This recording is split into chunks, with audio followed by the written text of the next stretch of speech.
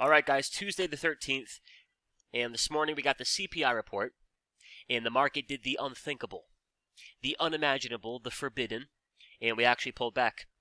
S&P is down 1.4, QQQ down 1.5, Google down 1.6, Meta down 2, Amazon, Microsoft, and Tesla down 2, and Apple down 1%.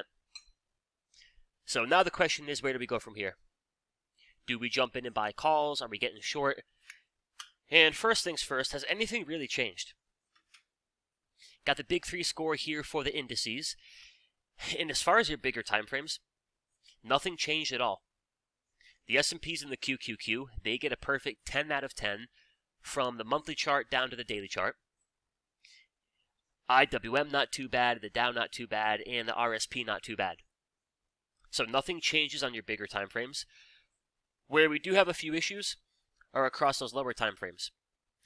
And then over here on the big three score sheet, the strongest stock as of today's close is SMCI. Second place is Lilly, MSTR. Now the bigger issue, you've got the dollar here. The dollar grades out as a 79 out of 100. Traditionally, a bullish dollar, not going to be the best thing for the equities market. The other problem is down here towards the bottom of the barrel. We've got Apple with a negative 27. And of course, Apple's a pretty important stock, right?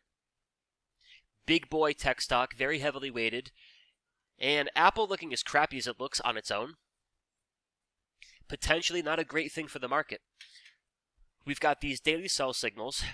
We are hanging out above that 200, so 183 might hold it.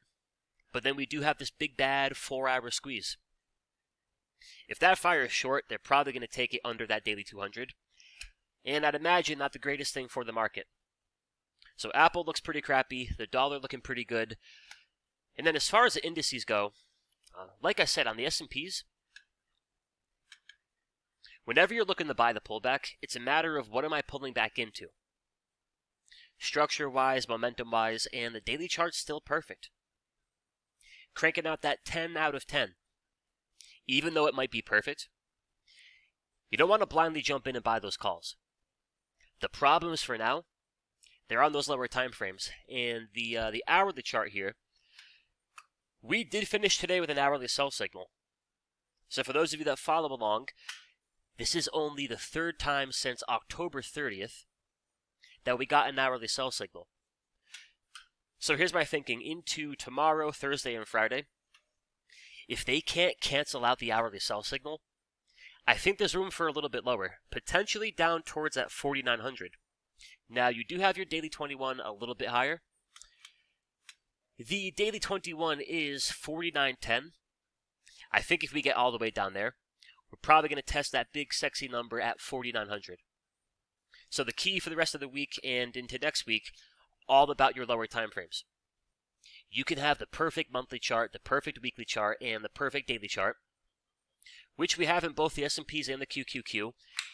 If your lower time frames don't fit the bill, right, the 4-hour and the 2-hour are neutral, the 15-minute, 5-minute are neutral, and the 1-hour and the 30-minute print to sell signal, that does not quite jive. So you'll notice we pulled back to the 21 EMA back here, and then boom, right back up we go. So the key, of course, is if you look at that move from, when was that? The 1st of February. We want to compare the lower time frame signals back there to the lower time frame signals today. They're not going to always look exactly the same, but they are going to be very, very similar if we are going to get a big push here off that 21. So going back to the 1st of February, before and during that push, Big 3 goes bullish on the hourly. Are we currently lined up in the same fashion, above that 21 EMA? And the answer is no. Back here you've got buy signals, over here you got a sell signal. Alrighty, what about the 30? What about the 30? And sure enough, before and during that push, Big 3 is bullish on the 30-minute. Do things line up today in the same fashion? No. Today we got ourselves a sell signal. What about the 15? What's that 15-minute chart doing back there? And I don't got enough data, but you can take my word for it. The 15-minute, the 5-minute, everything from the ground up has to print that buy signal before we can get that turn higher. We also got to keep in mind, though we did pull back close to that daily 21, these weekly charts are still really overbought. Even with the S&Ps down a good 1.5% today, that only pulls us back into just about 3 ATR on the weekly. Got to keep that in mind. I'm not saying it's going to happen, but technically the weekly chart could pull all the way back to about 46.90.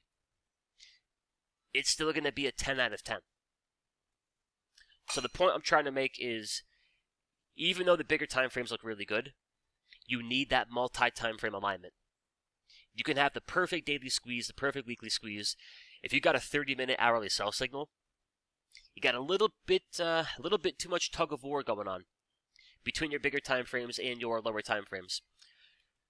So for the next few days here, mark up your 4,900 level. Keep an eye on that hourly sell signal, and again, if they can't cancel it, and then introduce a 5-minute, 15-minute, 30-minute buy signal, I think there could be room for a little bit more to the downside. Another 50 or 60 bucks to be exact. But alright, y'all, thank you for watching. As always, hope you found it helpful. You can check out the link in the description for the President's Day sale on the Big 3 Squeeze Bundle. And I'll talk to you in the next one. Adios.